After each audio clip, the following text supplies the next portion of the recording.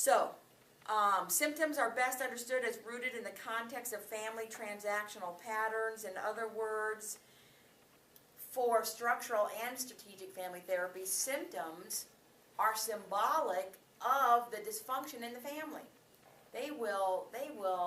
Those symptoms are they're like metaphors for the kind of dysfunction that you might see in the family. So, for example, we had a family once that came in. They had just moved in from the Twin Cities, and the mom was remarried, and the son, she had gotten divorced and remarried pretty quickly. They moved to Vermillion, South Dakota, and she was very concerned, as was the stepdad who came in to the session as well, because the son was stealing things at school. And in talking and learning more about the family, we discovered that the son, that this big change in his life had all happened like within half of a year. The divorce, the remarriage, his life was different, and as he described it, he felt like his life had been stolen from him. His dad was no longer in the picture. His friends were no longer in the picture. His grandparents, his extended family, his life he'd been robbed of his life. And here he was stealing. It was just... So those are the words he used to describe it? Yes. Yeah. And then you wonder why the boy is stealing. Like it has context, it has meaning rooted in the family issues. Right? I find that to happen so often. You know, one of the things that I really work for when I'm seeing families is to take the very symptom that they're talking about and try to anchor it and try to help the family understand, oh, this is why this particular symptom at this particular time. It is related. It is symbolic. It is serving your family. It's got a reason. It's not clear out of the blue.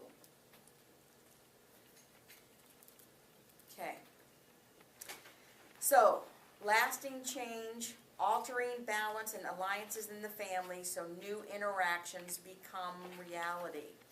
We also call that second order change, which means that there's a change in the way the family is organized, the way the family rules. So there's a change in rules, or there's a change in boundaries, or there's a change in relationships and patterns. The actual structure, organization of the family has occurred, as opposed to a surface kind of change. First order change is considered a surface kind of change.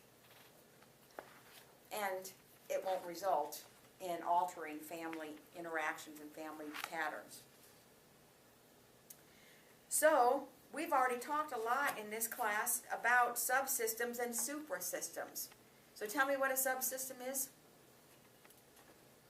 Smaller unit of the whole system. Great. Like what? Like siblings, Good. mom and dad. Yes, the marital system, the sibling system. What else? A parental subsystem is always there.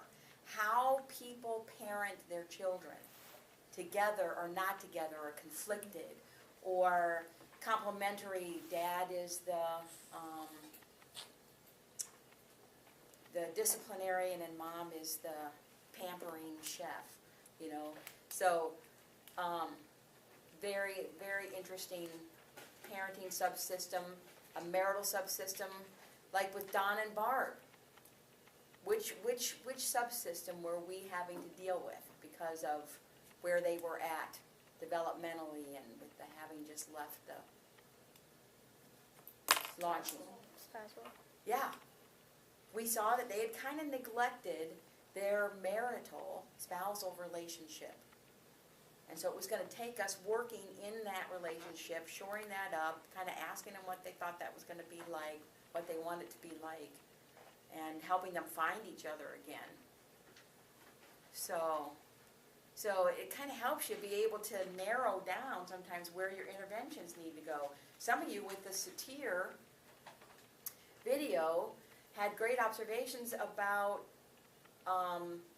wondering if some of that work, especially around the abuse, was appropriate for the kids to be in there. Or should that have maybe just been with the marital subsystem?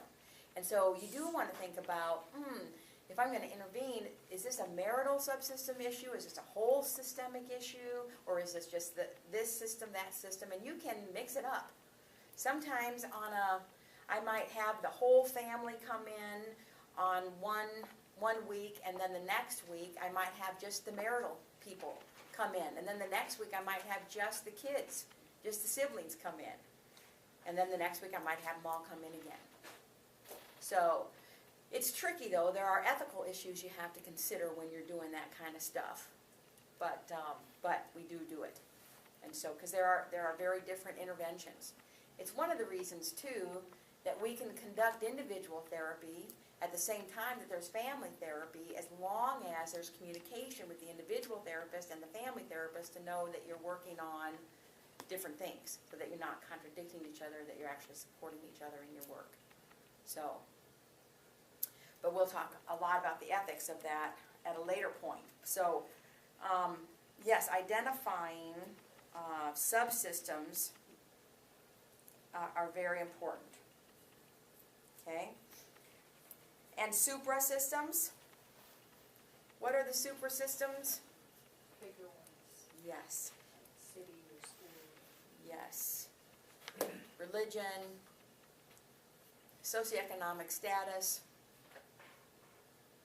rural versus urban. That's a big one around here. Big one in South Dakota. And pretty big for those people that are counselors in Chicago or Detroit or St. Louis. I mean, very big difference. Very big difference. So, super systems, something that you guys wrote about in your Virginia Satir reflections were how Virginia identified that